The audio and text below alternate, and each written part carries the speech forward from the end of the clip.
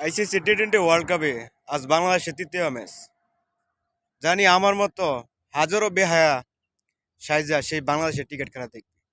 Last আমরা যে ম্যাচটা তীরে এসে তরি ডোবাইছি, লাস্ট যে ম্যাচটা সাউথ আফ্রিকার সাথে, ওই ম্যাচটাতে আমরা পারতাম জিতে রেকর্ড করতে। সাউথ আফ্রিকার সাথে আমাদের টি-20 কখনো জয় নাই, তাও কি বিশ্বকাপের মতো একটা আসরে পারতাম আমরা জিততে, কিন্তু সে সুযোগটা আমরা হাতছাড়া করছি। আজ বাংলাদেশের তৃতীয় ম্যাচ, প্রতিপক্ষ নেদারল্যান্ড। নেদারল্যান্ডকে কোনোভাবেই ছোট করে ভাবা যাবে না, কারণ নেদারল্যান্ডসের ক্যাপ্টেন অলরেডি বলছে যে তারাই নাকি ফেভারিট, তারা নাকি বাংলাদেশকে হারিয়ে দিবে। কারণ বাংলাদেশকে হারানোর মতো শক্তি সামর্থ্য তাদেরও আছে, আর আমরা যদি আমাদের ব্যাটার টিকাটা খেলতে পারি আমরা পারবো নেদারল্যান্ডকে হারিয়ে দিতে। এই নেদারল্যান্ড কিন্তু আমাদেরকে কিন্তু সেই টি-20 2022 ওয়ার্ল্ড কাপে কিন্তু আমাদেরকে হারিয়েছে। আমাদের ব্যাটসম্যানরা এতটাই বাজে ফর্মে আছে, মানে কি বলবো। একমাত্র মাহমুদুল্লাহ রিয়াদ এবং তাওহিদ হৃদয় গেছারা সবাই একদম বাজে টিকিট খেলতেছে, যেটা কখনোই আমরা আশা করি নাই। আমরা ভক্ত সমর্থকরা কখনো আশা করি নাই।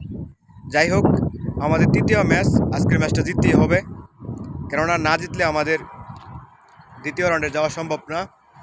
তাই আশা করব যে আজকের এই ম্যাচটা অন্তপক্ষে ব্যাটিংরা ভালো করবে এবং বোলিংরা যথাযথ তাদের কাজটা করতেছে।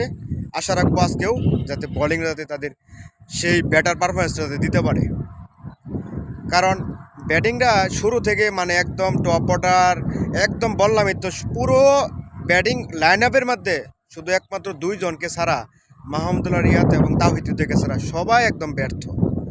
আশা করব আজকে আমাদের ভক্ত সমর্থক যারা বাংলাদেশের আছে সবাইকে কেউ নিরাশ করবে না। আশা করি আমরা খুব জিততে পারবো নেদারল্যান্ডের সাথে। যাই হোক, টিম টাইগার্সের জন্য শুভকামনা। লাস্ট পর্যন্ত আমাদের জেতাটা খুবই প্রয়োজন, আমাদেরকে জিততেই হবে।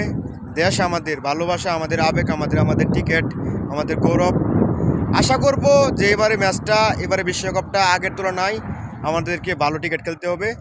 আবারও বলছি, অনেক অনেক শুভকামনা টিম টাইগারদের জন্য। আমরা যাতে এই ম্যাচটা যাতে জিততে পারি এবং আমাদের ব্যাটিং লাইনটা যাতে ঘুরে দাঁড়াতে পারে, সে আশা ব্যর্থ রেখে শেষ করলাম। আল্লাহ হাফেজ।